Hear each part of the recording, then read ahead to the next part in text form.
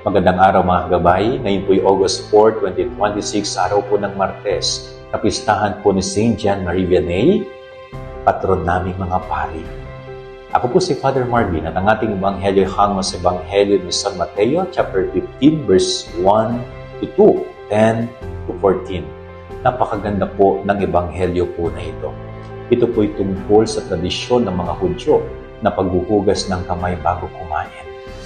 Pero para sa ating Panginoon, mas mahalaga ang kalinisan ng kalooban kesa ang kalinisan ng panlabas na katawan.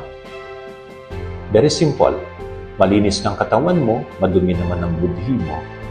Malinis nga yung kamay mo, ubod naman ng dumi ang laman ng puso mo. So wala pong saysay yun. Kaya para sa Panginoon, bago mo linisin ang iyong mga kamay, linisin mo muna ang iyong puso at budhi.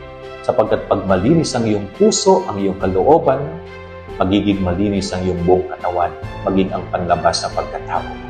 Kaya sikapin po natin na unahing linisin ang laman ng ating puso. Linisin muna natin ang ating kalooban bago natin unahin ang panlabas. Maganda nga ang panglabas, pangit naman ang panloob, so wala pong saysay yun.